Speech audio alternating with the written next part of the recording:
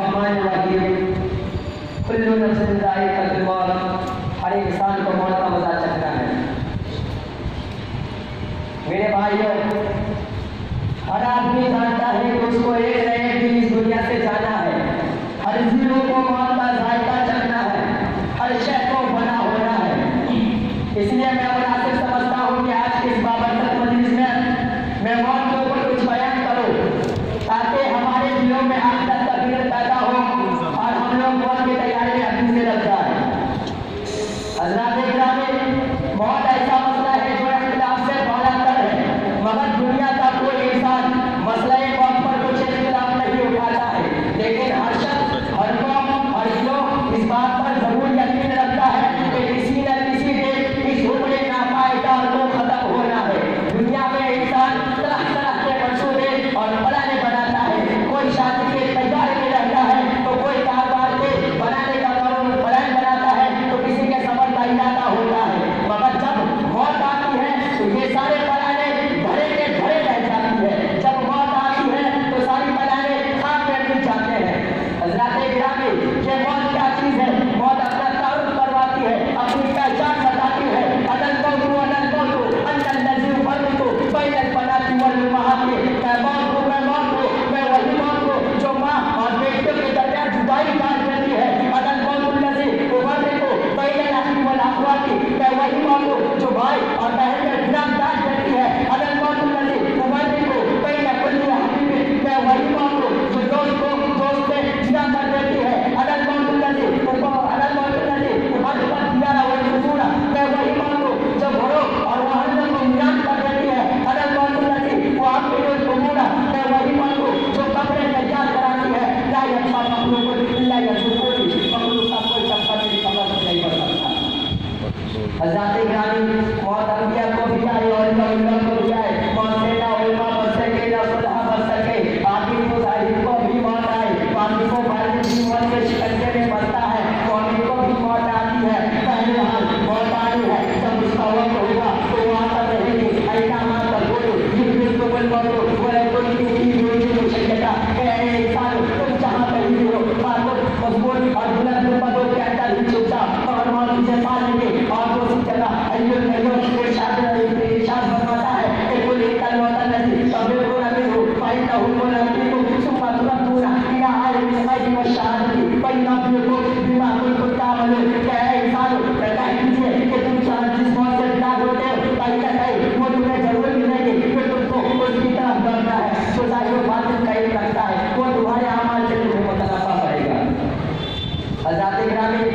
بہرحال موت آئی ہے، کچھ سالوں کو روح ہر ایک لیے جدا ہونا ہے، نیک سارے ہونا کو مقبول بنتے ہنستے کھیلتے موت کا استعمال کرتے ہیں اور مسکراتے ہوئے دنیا کو الوداع کہتے ہیں۔ اسی کو علامہ احباب نے اپنے شعر میں کہا، نشان مرد مومن کو گویا، نشان مرد مومن کو گویا، چو مرد آئے تبسم مرد نہ ہو۔ یہ مرد مومن کی ایک نشانی تمہیں بتاتا ہوں کہ جب اس کا موت کا وقت ہوتا ہے، جب اس کی موت کا وقت ہوتا ہے، اس کے چہرے پر، اس کے ہونٹوں پر مسکراہٹ نمودار ہوتی ہے۔ اسی وجہ سے فرشتے جنت کی کمر اور بہشت کی خوشبو لے کر آتے ہیں اور ملک اس کو اپنے نرم اور پیارے لہجے میں بلواتے ہیں، اے پاک جان جو پاک بدن دیتی، تو قابل تعریف ہے، تو رحمت اور خوشبو اور اس وقت کی بشارت حاصل ہے جو تجھ سے کبھی ناراض نہیں ہوگا، پھر وہ ہمیشہ جنت کے مزہ لے گا۔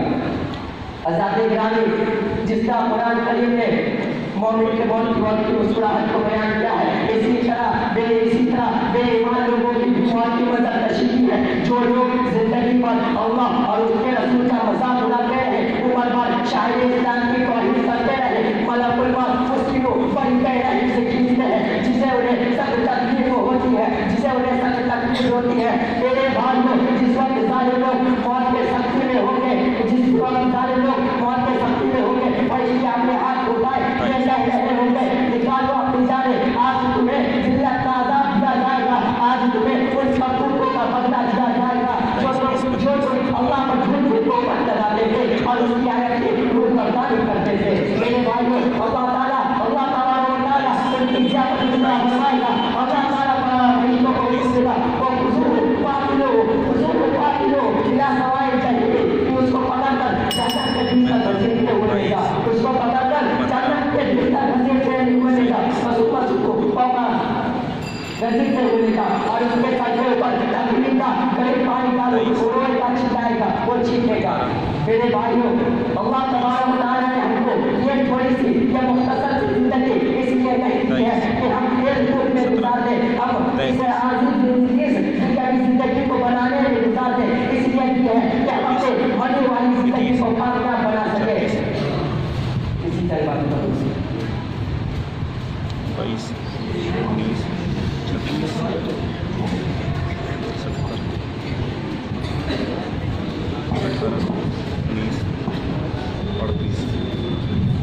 ماشاء اللہ موصوف آئے اور اپنے موضوع کے بہت ہی رمضان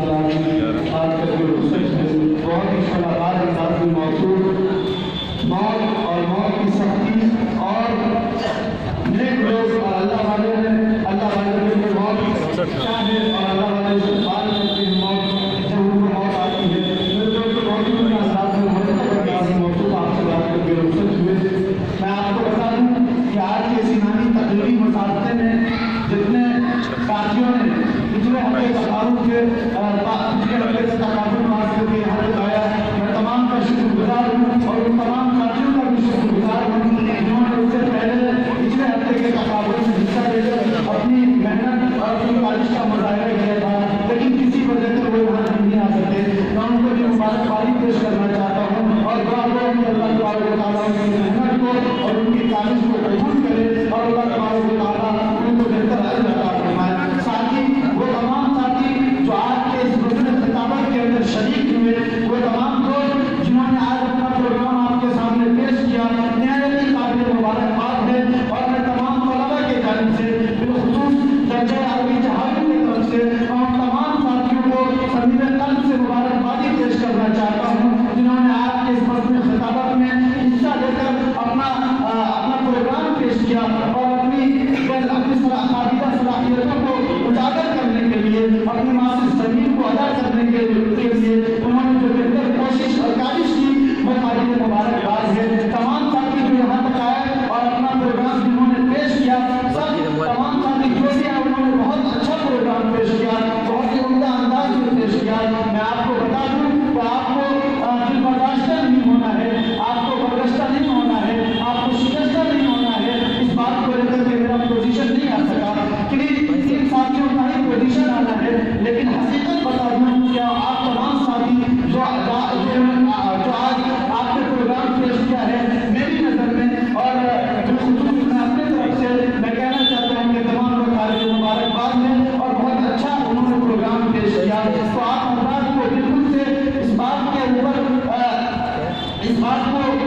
بات کو ماننا نہیں ہے اور اس بات کو ایکسپٹ نہیں کرنا ہے کہ میں نے اس میدان کے اندر جیت اور فتح حاصل نہیں کر پائے. اس کا افسوس اپنے اندر نہیں کرنا ہے, بلکہ یہ آپ کے لیے بہت بڑی بات ہے, بہت بڑی بات ہے کہ آپ پچھلے ہفتے کے تقاضوں سے آگے آ کر اس ہفتے بھی آئے اور آپ نے بہت اچھا پروگرام پیش کیا. بہرحال مطلب جس 3 ساتھیوں کا ہی آنا ہے, لیکن تمام کے تمام ساتھی قابل مبارکباد ہیں اور وہ ساتھی بھی قابل مبارکباد ہے جن کا آج کے اس مجلس خطابت اور انعامی تقریبی مسابقے میں پوزیشن آنے والا ہے. ساتھی جو آئیے اور کردیں کلمات کے لیے, صدارتی کلمات کے لیے اس وقت میں بڑے ادب و احترام کے ساتھ بزم خطابت اور اس انعامی تقریبی مسابقے کے صدر باوقار حضرت اقدس قاضی صاحب برکاتہ عالیہ کے خدمت میں پہنچتا ہوں اور بہت ہی ادب کے ساتھ اس شعر کے ساتھ درخواست گزار ہوں کہ تشریف لائے اور اپنے قیمتی کلمات سے اس نونہالوں کو اور اس طرف عزیز کو محدود و مستقیم کرے. اس شعر کے ساتھ کہ یہ الگ بات ہے کہ خاموش کھڑے رہتے ہیں, یہ الگ بات ہے کہ خاموش کھڑے رہتے ہیں, پھر بھی جو لوگ بڑے ہیں وہ بڑے رہتے ہیں.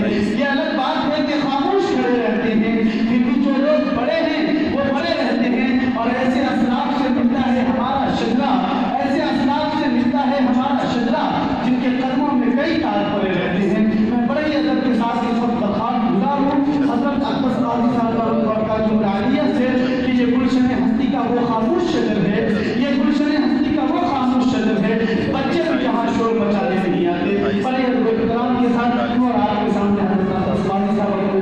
قیمتی کلمات.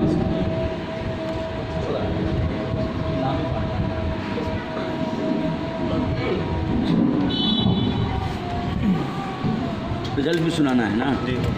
اور انعام بھی دینا ہے تو وقت تھوڑا سا ہے 2 منٹ کہہ دیتے ہیں.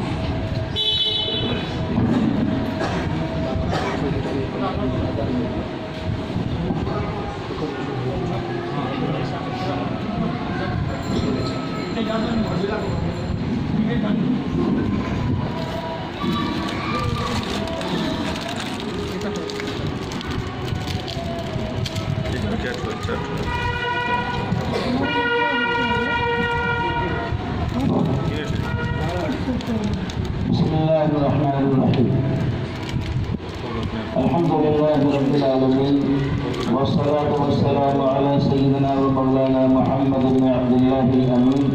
وعلى آله وأصحابه وأزواجه وذريته